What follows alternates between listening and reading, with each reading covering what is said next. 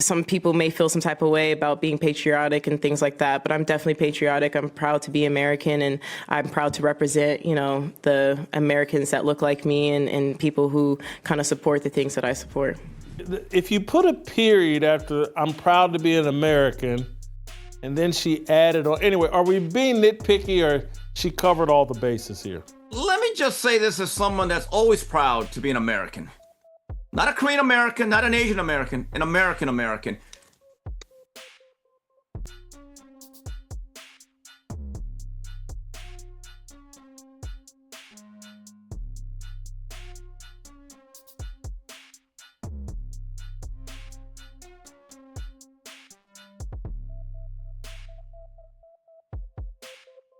And you just can't be proud to represent this great country. I would ask Miss Coco Gauff, I'm going to assume that being at a tennis tournament, that a large majority or almost everybody outside of her immediate family that was waving these great American flags, Old Glory.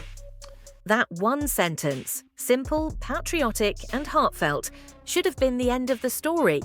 But it wasn't. Within hours, the clip spread across social media like wildfire. What was meant as a moment of gratitude became a spark, igniting a debate that went far beyond tennis.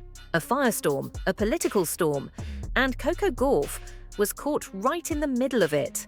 At first, it seemed innocent, just a young champion expressing pride in the nation she represents. But in today's world, words don't live in isolation. They get dissected, reframed, politicized, until they mean everything and nothing at all.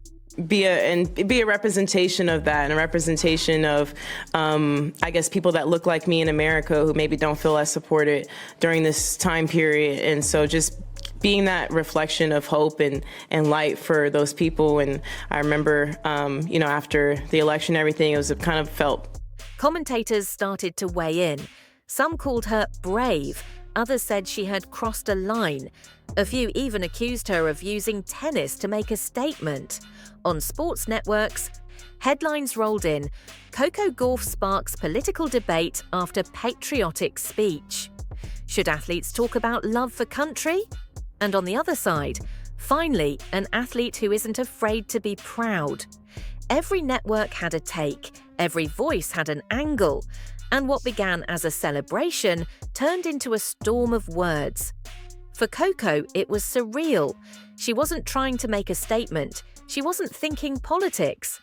She was thinking about the little girl she used to be, watching Serena Williams play, holding a tiny flag during the national anthem, dreaming one day she'd be there too. Down period a little bit and things like that. And my mom told me, during Riyadh, just try to win the tournament just to give something for people to smile for. And so that's what I was thinking about today when holding that, and then seeing the flags in the crowd means a lot. And, But now the dream was tangled in noise. Clips of her speech were being remixed, quoted, reinterpreted. A politician tweeted her words with a caption that twisted their meaning. A talk show host questioned her intentions. And a former player, someone Coco had admired, said she should stick to tennis. The backlash grew, but so did the support. Fans flooded her comments with heart emojis and flags. Veterans thanked her. Parents shared videos of their daughters repeating her words. And yet, every bit of love came with an equal dose of hate. The internet was divided, not about tennis, but about what her pride meant. Some said she was standing for unity. Others claimed she was making it political. The line between pride and provocation had never felt thinner. Coco stayed silent for a while. She didn't post, she didn't react. Behind the scenes, she was trying to understand how a single sentence could cause such a storm. Her team told her to let it pass. The WTA stayed neutral, issuing no statement, but watching the discourse unfold. Sponsors quietly monitored the trend lines, waiting to see which way public opinion would swing. And through it all, Coco trained. She ran, she hit, she focused, but she felt the weight. The cameras didn't just see an athlete anymore, they saw a symbol. In the following days, the noise grew louder. Cable panels dissected her words like a political speech. Clips from her past interviews resurfaced. Every expression, every quote analysed for hidden meaning. But there was no hidden meaning. There was just pride.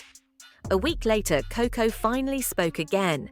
Her voice was calm, her tone measured, but there was something deeper, conviction. I wasn't trying to divide anyone. I was just being honest about how I feel. I love representing my country. I love this game. And I hope that people can see that's what matters most. It was simple, direct, and yet again, it set off a reaction. Because in a world where everything is politicized, sincerity becomes rebellion. Some saw her as a hero, standing strong against criticism. Others accused her of walking back her words. But Coco didn't fight back. She didn't shout. She let her game do the talking. On the court, she played with focus, fire in her eyes, calm in her movements. Every serve, every swing felt like a statement, louder than any interview could ever be. And when she won her next match, the crowd rose again, some waving flags, others just cheering her name. But the energy was different. It wasn't just admiration, it was defiance. Somewhere between love of country and love of the game, Coco Gauff had become a symbol of both. As the weeks passed, think pieces kept coming. Is Coco Gauff the voice of a new generation of athletes?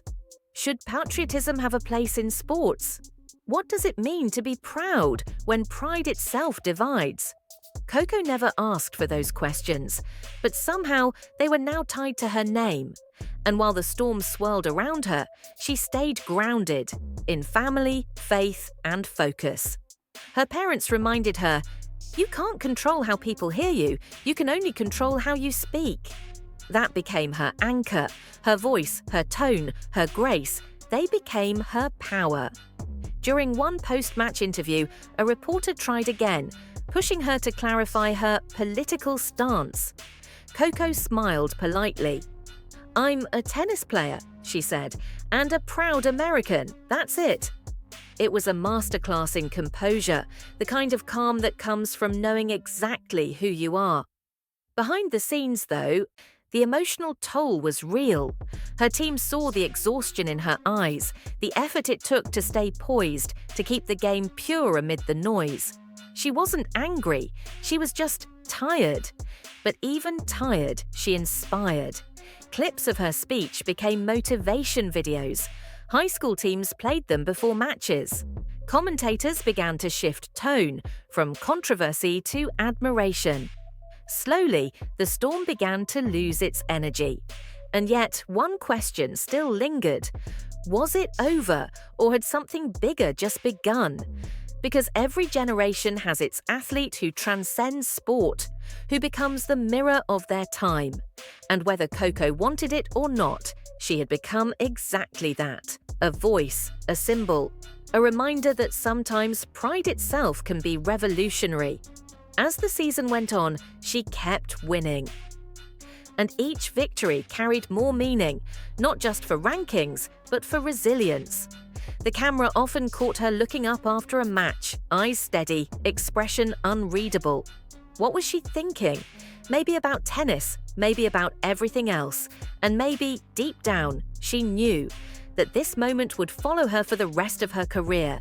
The proud words, the reaction, the division, the silence that followed, and the strength it took to rise above it all. In the end, Coco Gauff didn't set out to make a statement. She set out to play tennis. But the world decided her honesty was too powerful to ignore. And that's the irony of it all, that sometimes being genuine becomes controversial. The lights fade, the crowd noise echoes one last time. The image of Coco, flag draped over her shoulders, eyes toward the stands, stays frozen on screen. The narrator's voice softens. In an age where every word carries weight and every emotion can be politicized, maybe what Coco said wasn't political at all. Maybe it was just human. Silence, a heartbeat. Then the sound of the crowd again, faint, distant, timeless. Because in the end, this isn't just about tennis. It's about what it means to speak truth in a world that's always listening.